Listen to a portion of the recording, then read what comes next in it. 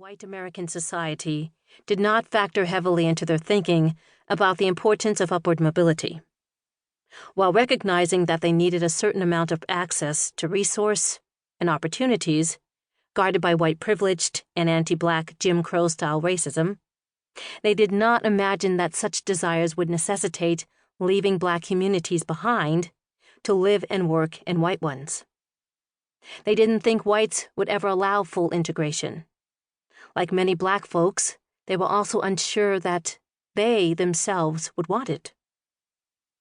In addition to his roles as a principal, in the late 1950s, my grandfather led a 10-year and ultimately successful effort to integrate the teachers' union in Florida. He wanted black teachers to be eligible for benefits, to receive equal pay, and to have the opportunity for career advancement and job security. He paid a price for his organizing. He was shot at a number of times over the years. His home was firebombed. His life was repeatedly threatened, as were his job, the lives of his wife and son, my grandmother and father, and the lives of the teachers with whom he worked.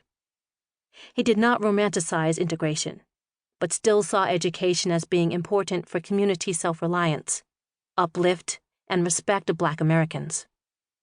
As for me, given my parents' custody agreement following their divorce, my school years were divided almost equally between the newly integrated schools in Florida, where my classmates were overwhelmingly white, and schools in San Francisco, where my classrooms were for the most part of color or all black. In both places, I lived in black communities. That experience in my family history led me to understand the tremendous influence of the segregated history of American education on our educational present. In our current moment, the type of education, the quality of the school buildings, the experience of the teachers, and the ability to graduate are vastly different depending on the racial and economic makeup of one's community. It is apartheid, a system that is, at its core, organized by physically separating racial groups and then privileging one racial group over another, a construct that cannot be disentangled from social class. Educational apartheid has high social costs.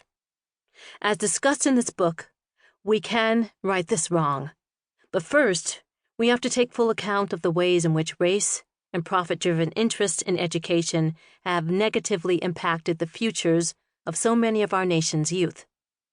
This book is a step in that direction.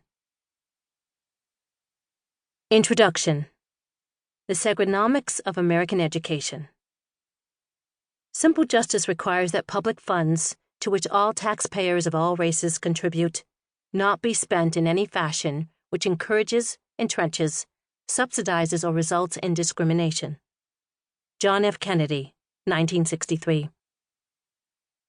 The road necessarily traveled to achieve freedom and equality in the United States leads directly through public education. For American citizens who are neither white nor wealthy, the journey has often twisted and turned before leading back to the beginning, exposing the stark tensions between racial and economic integration as an educational strategy, and the strategy that champions separate but equal schools as America's educational ideology of choice.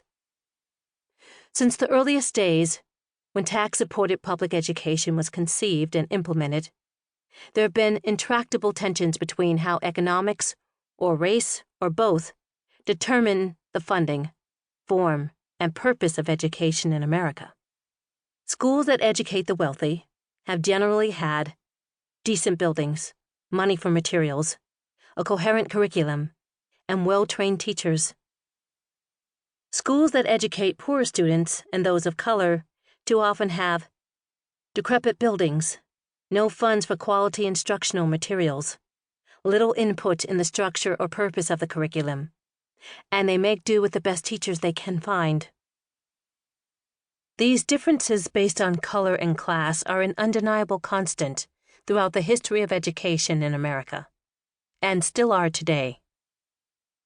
It is not surprising that students educated in wealthy schools perform well, as measured by standard educational benchmarks. Students educated in poor schools do not.